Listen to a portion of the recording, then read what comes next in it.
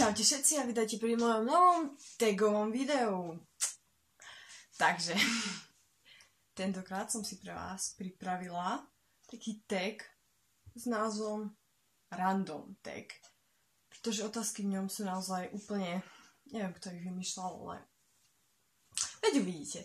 Takže hneď aj môžeme začať.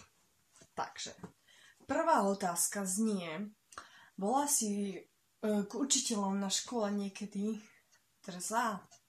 No tak ja si myslím, že nie.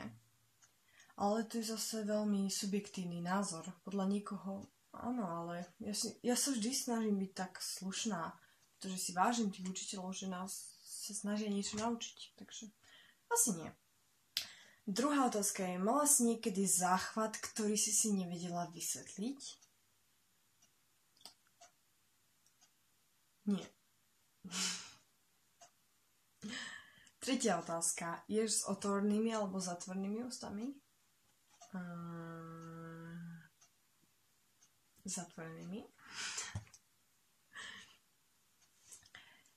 Štvrtá otázka. Si schopná letieť cez námestie nahá?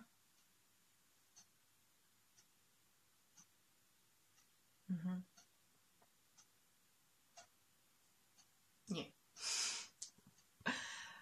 Dobre, pokračujem ďalej. Piatá otázka. Keď ideš spať, zaspíš rýchlo alebo pomaly? No tak toto záleží od situácie alebo od toho, že ako veľmi som unavená, ale väčšinou tak ja si lahnem a ležím nejakú polhodinku maximálne a potom už spím, takže zaspím celkom rýchlo, podľa mňa. Šiestá otázka.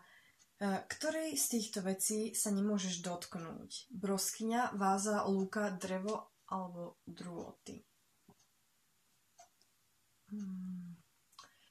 Myslím si, že lúky, pretože lúka, tak na lúke sú kvety a tých sa môžem dotknúť, ale slova lúka sa nemôžem. Asi to bude pravdepodobne tá lúka. Siedma otázka. Aké slovo si vymyslela? Neviem. Asi žiadne, nezvyknem vymýšľať slova, jedine keď sa pomýlim v nejakom slove a vznikne z toho niečo blbé, ale inak žiadne. 8. otázka. Tvoj obľúbený jazyk a prečo? Obľúbený jazyk je angličtina, to som už spomínala asi v mojom prvom videu, a pretože mám ten jazyk rada a to, že aký je, ako dá sa v ňom toľko prízvukov dať a proste všetko o tom jazyku ma fascinuje. 9. otázka. Môže sa stať, že ťa naštve maličkosť? Samozrejme, že áno, keď mám takú náladu. Inak ja nie som taká, že sa naštvem za hocičo, ale keď mám náladu, že ma niečo naštve a už mám celý deň zlú náladu, tak ma naštve fakt už hocičo. Takže áno. 10. otázka. Oblečenie z listov alebo z húb? Keďže húby veľmi nemám rada, tak asi radšej tie listy. Tie by boli viac fajn. 11. otázka. Make-up alebo prirodzenosť? Tak podľa toho, na akú príležitosť. A ja mám také dni, keď sa mi chce maľovať a venujem tomu aj hodinu ráno a mám aj také dni zase, keď sa mi nechce tomu venovať ani sekundu a idem úplne bez make-upu. Takže je to veľmi subjektívne. Takže sa nedá rozhodnúť. Ďalšia otázka je 12. Lepiaca tyčinka alebo tekuté lepidlo?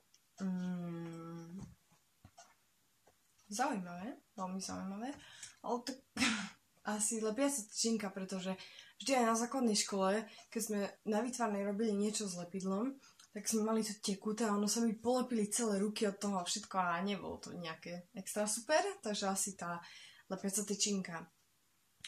13. otázka. Had alebo pavúk? No, obidve zvieratá nemám rada, alebo sa ich bojím teda. Ale menšie zlo, keby som si mala vybrať, tak by to bol určite pavúk, pretože pavúka môžem zašliapnúť, ale had, to je už horšie. 14. otázka. Dávaš prednosť plachým alebo retardovaným ľuďom? Tak ja neviem, ešte som nikoho retardovaného nestretla a retardovanosť je choroba, takže ja neviem. Ani nezvyknem rozdielovať ľudí, že ty si plachý, s tebou sa nebavím, alebo čo ja viem. Proste je to o tom, že či si s tým človekom sadnem a či sa s ním mám o čom rozprávať, takže zase sa nedá rozhodnúť.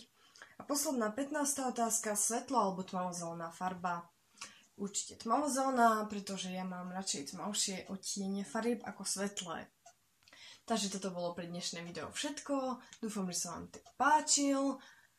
A keď poznáte nejaký tag alebo nejaké video, ktoré by sa vám páčilo, keby som natočila ja, no tak mi to napíšte do komentára a ja sa pokúsim to natočiť.